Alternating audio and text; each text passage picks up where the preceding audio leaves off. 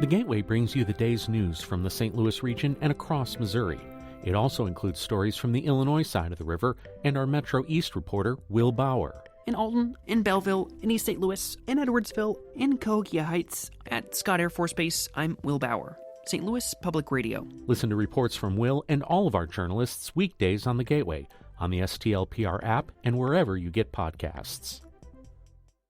Hello and welcome to this week's edition of the Politically Speaking podcast. I'm your host, as always, Chris McDaniel, a reporter with St. Louis Public Radio. Joining me in studio today is Jason Rosenbaum of the St. Louis Beacon. And Joe Manis of the St. Louis Beacon. And our guest this week is Senator Gina Walsh. Senator, thank you very much for joining us. We don't have to switch studios today, which I'm sure our listeners will be very happy to hear. It was a rough sounding podcast last week. The We're second sorry half about was. that. No, Yeah. well, it was still good. Roop was fine. Yeah. Yes, he was a good guest. But Senator, why don't you start us off here? Tell us a little bit about yourself and how you got into Missouri politics. And also your district. Where your district is. Yeah, where is your district? My district is the first district north of the city. So it takes in Bellefontaine Neighbors, goes out and crosses over 270 into Spanish Lake. It is basically, if you would be standing on Brown or McDonald Boulevard, I'm old enough to remember Brown Road. It's everything north of 270, east of Brown Road, and then it crosses over the highway, over 270 when you get up near Bellefontaine Neighbors, and takes in unincorporated St. Louis County. So it's bordered by the two rivers. It's bordered by 270 for most of it in McDonald Boulevard. So I'm kind of like in the confluence. And it encompasses some of the school districts that have been in the news this week, and I'm sure we'll be getting to that later. But for now, tell us a little bit about yourself and how you got into politics. Okay. I am an asbestos worker by trade, which we are now called heat and frost insulators. I have 33 years in the trade. I was the first woman to do that. I did not know that. Yeah. And I am widowed. I have 3 grown daughters. We have been, in fact, we didn't do the podcast because we had a wedding 2 weeks ago. Congratulations, by the way. Yeah. All the wedding jitters are over, and the bride and groom are comforting themselves and off on a honeymoon. But it's been a great interim. I got involved because I have lived in that area all my life, and term limits had come, and everybody was talking about getting new people to run. Well, and I was recruited by Senator Green, the former senator from the 13th and the former House member. But I can tell you the night I walked into that meeting when they were all looking for replacements in a frenzy for all these people being termed out, I ended up having to work late, and I think I was working at Wood River at the oil refinery, and I was in my work boots, and I looked like I came off a construction site. And everybody was like, we're going to let her replace, she's going to run in your position. Well, my family had been involved in politics, and I grew up with it. I was very interested, and I had a buy-in to the community. I still do. People move, people have come back, but I stay there, and they're like, well, are you leaving when you term out? I doubt it. My next move will be Calvary. That's what I always tell the kids. I one time was seriously thinking about moving out of the area, and my children had a fit. Now, those that own homes don't live in my area, but they seem to gravitate. They have stay vacations at my house. We had a house full last weekend, just the kids coming back to North County, and they were kids that grew up in the neighborhood. So it's a good place. I think sometimes that area of St. Louis County gets taken for granted, and there's assumptions made that shouldn't be made. So that's one of the reasons I got into politics, was to take care of the folks out there. Now, I think even when you came into the Senate, you had been in the House for 8 years. You took like a 2-year layoff. Mm-hmm. You won a contested Democratic primary and a general. How has your experience been so far in a general assembly? Just from conversing with you over the last few months, it seemed like you were really heavily involved in some big ticket issues like the Bellefontaine situation. Well, that was my main focus in the House, was Bellefontaine Rehabilitation Center. And for those that don't know, it is a state-run facility that takes care of folks with severe developmental disabilities. At one time, the census there was over 500 clients, and they're down to about 175. And the folks that have been moved out didn't want to be moved out, and a lot of people still want to be there. There is a difference of opinion on what type of care that folks with these disabilities should have, but there's something called Olmstead that requires that they be offered all the services available, institutional settings, home settings, whatever they prefer. The state of mental health department of the state of Missouri was in the process of closing down places like Bell Fountain Habilitation Center, and I think Joe and Jason, you were both up there when Senator Blunt announced in his State of the State that they were Governor Blunt, yes. Governor Blunt, yeah, closed Bell Fountain Habilitation Center. Well, that was the first time they showed the State of the State on a jumbotron in the galleries up there, and all these employees from Bell Fountain Habilitation Center were sitting in the galleries looking at the jumbotron they received from their governor that they were going to lose their jobs. They were going to shut these facilities down. Well, between myself and community leaders and really the parents up there that have children up there, and we call them children. Some of them are older than I am. Yeah. I know one client that is my age. Her parents happen to be friends with my parents, and she went in there when she was about 8 or 9 years old. So, and there was a fella that was a former legislator that you may not know, Jason, but Joe should remember, Jim Mulvaney. Yes. And Jim Mulvaney I was watching something the other day, a movie with one of the kids, and it showed mental health facilities from like the late 50s and the early 60s, and it was a home for children with Down syndrome. Well, it was a horrible place. Well, and that's what Bell Fountain used to be before the Jim Mulvaneys of the world came around. And that was his pet peeve. He happened to be a very close friend of my father's. And when I ran for politics, he says, I don't have a dog in the fight. He says, I take care of that place, as will you, was exactly what he said. And once you're up there and you see these folks, and some cannot communicate like we communicate, but you know when they know when you're talking to them and addressing them in their own ways. It's something you can't turn your back on. And my last year up there, that was the only project in the state that was funded. And we built 9 new group homes up there, and they're beautiful. I mean, they are absolutely wonderful. They're more of a home setting. They're not the big institutional buildings you see. And that is the one thing I am most proud of from serving in the House. Now, what is the status of, because you mentioned that the population there has declined. I'm assuming there are still people with those types of disabilities living somewhere. Are they getting the right? I mean, are they getting similar care or different types of care that the state is paying for? Yeah, there's other. Bell Fountain is the only place. Isn't the only place, of course. Right. And a lot of people chose to move their children into group homes, and the parents were fearful. They're older, and when it first started, they were really afraid. So a lot of folks just moved them out. It was just kind of a flight. And moved them into group home situations or private homes. You know, the worst place for folks like that is a nursing home because they are not trained to take care of those folks. But the census up there is still hovering around 175 folks. So it's about a third of what it was, say, 12, 15 years ago. Is there a thought of whether or not the population will grow? It will not grow. That place will be used for what it does now for the folks that are there. It'll always have a census about that much, and it's kind of used to triage folks to see where they can go or where another place is, another suitable situation for them. It's not exactly what we would like it to see. I would like to have seen it stay at the same census it was, of course, because it was also a big employer in the district for folks because when you have 400 folks up like with those kind of disabilities, you can imagine what the staffing situation was. I think at one time we had over 700 employees there. So it's something, it's come full circle. It's something that things change. Do you understand what I'm saying? Right. And this is what we were left with after going from going to close. Now we're a viable community, and they're a viable part of Bell Fountain Neighbors and North St. Louis County. But it's a viable place within the community. And it's still a community within a community. All the services are still up there. They were able to do some work in the swimming pool. Therapy pool is still up there. They have a full-size swimming pool up there. in an auditorium. They still have their dances and their picnics and stuff for the folks, but the census will never change. It will still stay where it is, and they're sent to group homes, or some people still end up in nursing homes.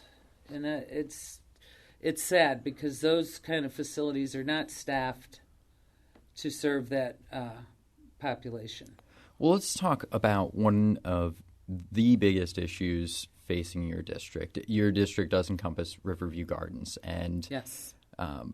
That school district will be spending millions of dollars to bus their students from the unaccredited school district of Riverview Gardens to Mehlville, and possibly another school district, because Mehlville only has a certain number of spots. How do you see this situation being resolved, and how will the state legislature respond when they convene next year? Okay, let me put a caveat on this statement. You know, as a parent, and I don't know if you are a parent or not, but as parents, if your children are in a failing school district, or they are in a school that is not performing and they are not receiving the education that you think they should receive, I would do this, and I would assume any parent that is concerned about their child's education would pull their child out and get them someplace where they were getting their education, the education that they needed. With that said, I think that the reason that Mehlville was chosen, and I think that the reason the other district was Francis Howe. For Normandy will be busing their students to Francis Howe. And I think that, and I don't want the kids to leave the district, but I think that's a decision made by the parents. But I think those districts were chosen. For one thing, they are geographically unacceptable, especially where I live. Well, you mean geographically unacceptable to some of the parents? Yes. Because it's about a 45 to an hour drive. And if you're a person that relies on Bi-State to take you to work, and you got to put your kid on a bus to go to Mehlville in the morning, I don't know that I'd want to do that. I'd want my child close to wherever I work or close to home.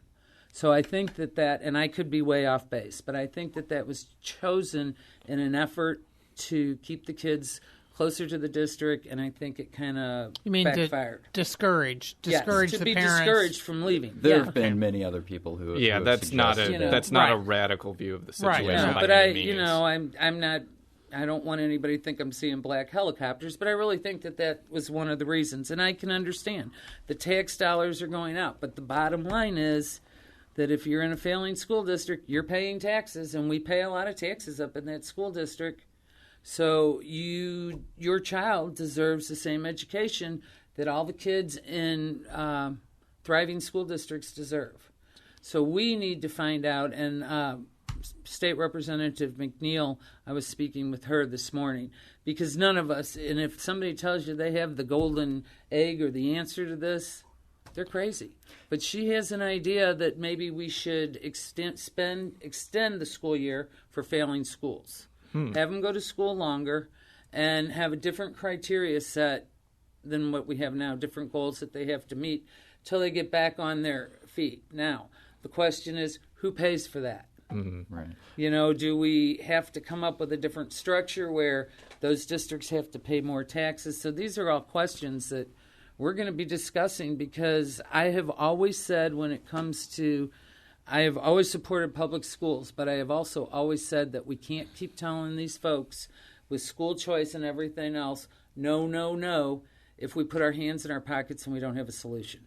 Mm-hmm. You know, this happened 20 years ago. This law was wrote and decisions were made, and we waited till to the final hour to say, oh, yeah, there's a problem. Let's start looking at it. We knew there was a problem, but it snuck up on us, and we let it do it. Do you think that there was going to be legislative consensus on this issue? Because it seems like in 2011 and 12, legislators tried to do this. At a time when you were in the legislature, by the way, I just want listeners to know that. It seems like it always gets ensnared in this, public school versus quote-unquote school choice debate. Do you think there's going to be more urgency now that the situation is unfolding, or do you think it'll be... I think so, and I also think that if we had good public schools across the board, we wouldn't have so much contention between the two groups. There would be no reason for it, because any rational person can look at our school districts and they can look at, say, the religious schools, the Catholic schools, the Lutheran schools. If the Catholic system and the Lutheran system closed down tomorrow, the public schools could not accept those students and adequately take them in, and vice versa. Because there's so many. Right. And that statement was more truer 10 years ago in the private schools, or I call them parochial schools, because there is a difference between the private schools and parochial schools. Correct. Usually it's a big dollar sign, but there is a difference, and it depends on who's running them. But both systems can work hand in hand, and I think if we did not have these failing schools, we wouldn't have to have these other discussions. I think they'd be centered more around homeschoolers versus education in general. What sort of, since all this started a couple weeks ago, the whole controversy, have you been communicating with other legislators? Have legislators been calling you? And what sort of message? I mean, what sort of backroom talk is there about all this? I haven't heard a lot of backroom talk other than what I've told you about the discussion that Representative McNeil and I had today. We were at North County Inc.'s legislative breakfast. But I can tell you this, that what I'm very surprised at, and I know they're working hard. We have a new superintendent. Well, both of the failing districts in the St. Louis area, they have new superintendents. So what a mess for these guys to come into, but they took the job, so I'm sure they're up for the challenge. But I am shocked at the lack of phone calls. Now that I say that, I'm sure my phone will ring off the hook. Yes, all six people that listen to this podcast are going to call you. Well, this will be a litmus test, Jason. But there is, I've received under 10 calls on this issue. And the questions I have gotten, which I've received some questions from parents, very few, but I've received a lot of questions from local officials, aldermen, local mayors. Really? Yeah, and they should be concerned. And it lies with the legislature. It does lie with us. I'm not going to say that the buck can be passed on and make excuses. There are no excuses. Our children are our future, and unless we fix this, we're in big trouble. Well, how is this resolved? Because you're talking about an unaccredited school district spending a lot of money, maybe as much as $10 to $15 million on sending students with parents who are adamant that their child get a good education. So these are the students that the school district does not want to lose. And they're spending all of this money not to make their own school district better. So how does Riverview Gardens get out of this unaccredited problem? Well, they're not spending the money willingly to not make their district better. Oh, sure. That's the state law. But how does it get out of this cycle? Right, exactly. Right. No, I don't know, and these are questions we have to, and that is what preempted my conversation with Representative McNeil this morning, because she has an education background. Mm-hmm. I spoke to a teacher at Francis Howe. I was on vacation a little bit last week, and I said, so what do you think? And she says, well, I have 15 kids in my, and I think she taught first grade. She says, I have 15 kids in my class, so I will be primed for receiving some of those kids from Normandy. And she says, I don't have a problem with it. She says, I can teach a first grader. A first grader comes in, and they don't have the preconceptions. I think if you don't we need a system where we start at the bottom to fix it. That's the only place we're going to fix it in our grade schools, because once they're lost. When you get to 7th and 8th grade, middle school and high school, I don't know how you turn that around.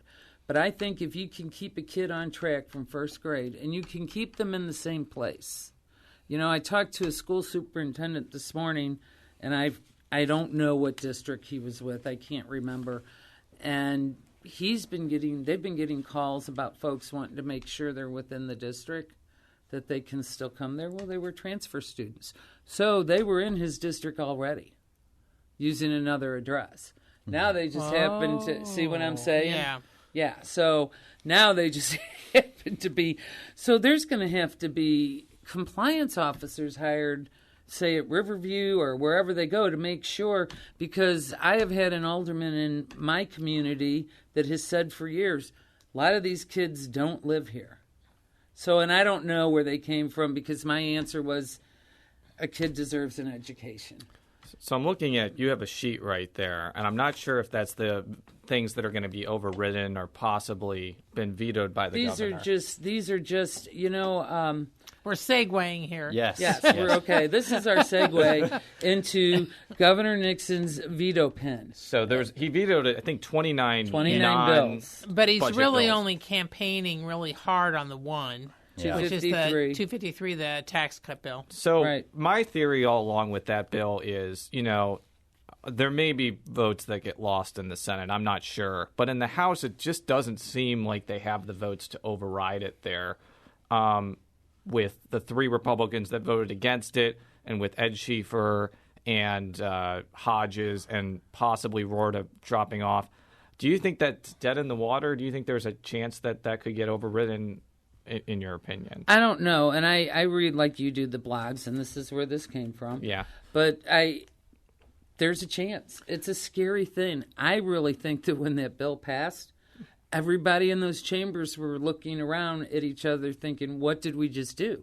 I think they were shocked that it passed. The tax cut bill? Yes. Is it just because they just didn't expect it to pass?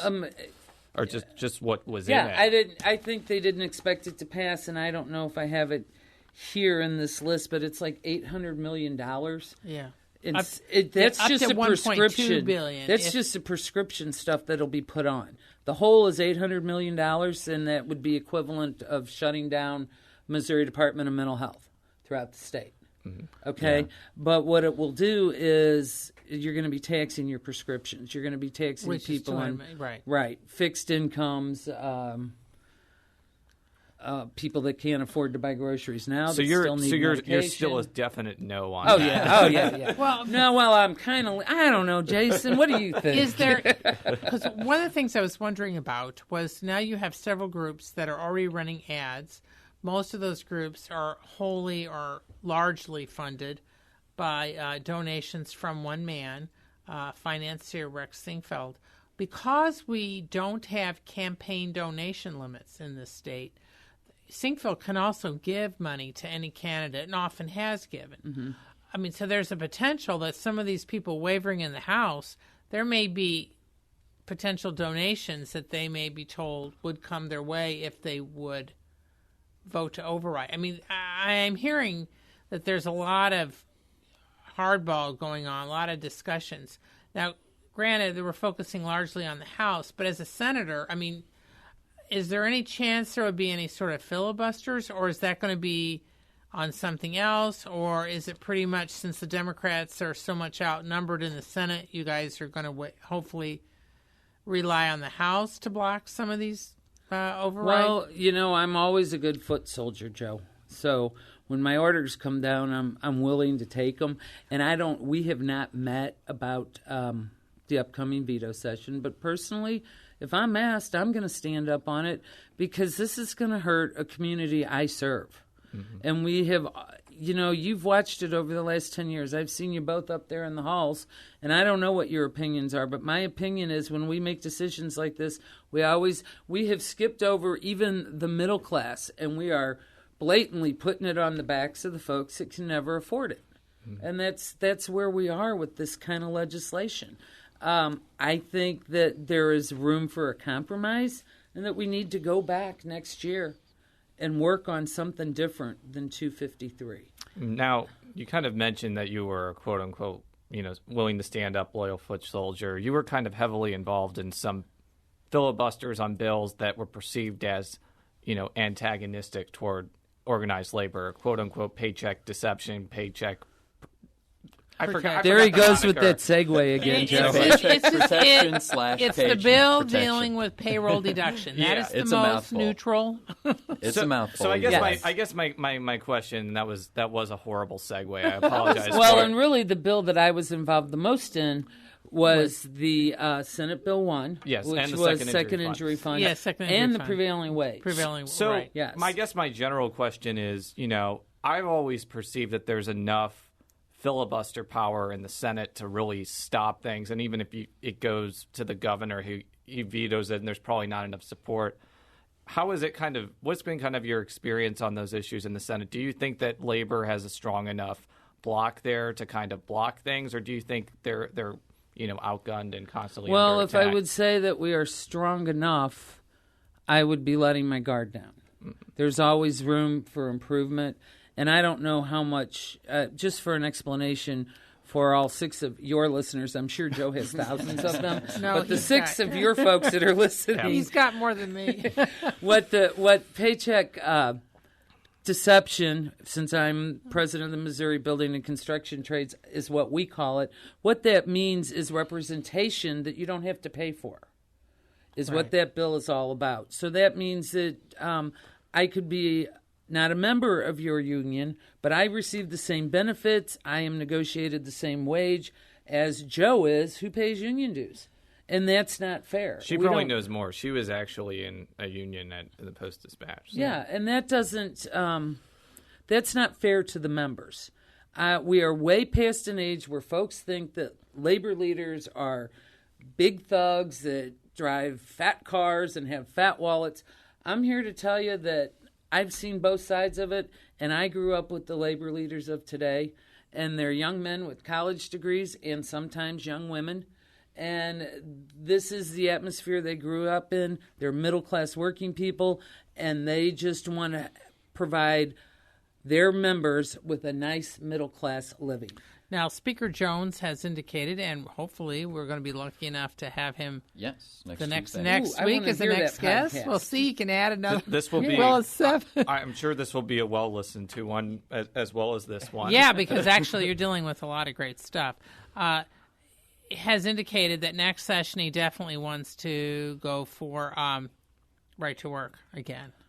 And that he's going to be serious this time because it's his last year as Speaker. Well, that statement there just frightens me in the first place. He wasn't serious last time. Well, I don't know. I'm just saying that he said he's but definitely that goes going back to to my statement before. It seems like it may sometimes pass the House. Oh, excuse me, I dropped a water bottle. But it always kind of just dies in the Senate because there's this block of pretty much all the Democrats are going to filibuster. Right. You'll usually have 3 or 4 Republicans that maybe are with you. Really, the only way I see that passing the Senate is a PQ at this point. Right. Is that your sense too? Yeah, And might they do that? And might they do that I don't know. during the I veto don't know. session? I have to say, I served with anybody that is in that Senate right now. I served with them in the House unless they were elected after I left, which was only 2 years, and that would include Sifton, I think. Sifton, Romine, Libla, Yes. and Wallingford. Yes. And I've worked real close with Romine on the labor issue, on the prevailing wage bill. He was a great ally. Mm-hmm. And have found many of the people on the other side of the aisle, the new guys that I've worked with, to be willing to listen, and they want to learn. They want to do the right thing. They don't want, and I think that's a benefit of coming, spending little time in the House and coming into the Senate, which is such a small group of individuals that everybody has a say in the Senate. I was really surprised at that. Everybody warned me that I was really going to like it and that I was going to have the ability to do things over there. And I served in leadership in the House, but your leadership is only as good as the majority party allows it to be. Right. And if you have that mind frame, you'll do well over there and you'll forge relationships. Mm-hmm. But these folks, they actually, what is it that you need that is going to make you agreeable to that bill? I was shocked when I was asked that. And then I was even, call it double shocked, when it got into the bills. My big thing with the second injury fund was mesothelioma and industrial diseases. And that became a big part of the fight in the House. Yeah. And we made a deal, and they didn't like it in the House. They didn't like the deal, the compromise we made. Senator Roop and myself worked on, and a lot of other people. They didn't like that compromise in the House. I know the minority leader was furious about it, and we're good friends. But it was a compromise. I feel like I protected a group of individuals that hopefully that folks that are dying from that type of disease, it won't be happening anymore because we don't use asbestos. That'll be phased out through attrition, through just by a matter of years. And we don't know, and that's what we did with the second injury fund as far as they were concerned. It sunsets at a certain point. And the point to that being was that hopefully there will be no more asbestos cases by then. But then we'll have to go back and look at it. So one more topic that I want to quickly touch on before I guess we run out of time is an issue that I've been following for almost over a year now. We've talked about this as well, is the foreclosure mediation ordinances in St. Louis County and St. Louis City. And I like talking with you about it because you either proposed or supported a statewide foreclosure ordinance. I don't know if you sponsored it while you were in the House, but I know that you've been well-versed on the issue and were very much against the bill that kind of rescinded them, that eventually went into effect because Correct. the governor didn't do anything on it. So I wanted to ask, rather than go into, what happened here, what went wrong, where do you think the state goes next with this issue? Do you think that maybe after this there'll be more support for a statewide standard, or do you think that the powers that be that fought against this tooth and nail are just going to be fighting against something like that as well? Well, I'm sure the opponents will continue to fight against it. But folks like me and the supporters and the folks that brought this legislation to me originally, we have to choose another avenue. We have to fight harder. And, the life of a bill takes 3 or 4 years. So I really never thought that my bill would go anywhere. But I really didn't think that the other bill would go anywhere either, and it did.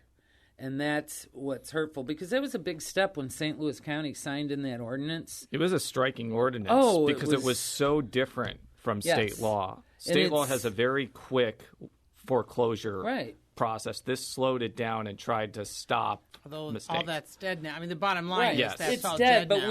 we need to do it statewide. Okay. Because the argument last year, you can't do anything like that because there's too many little laws.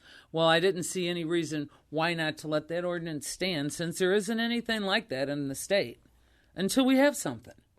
It's St. Louis County. St. Louis County's foreclosure law is not going to affect Dent County.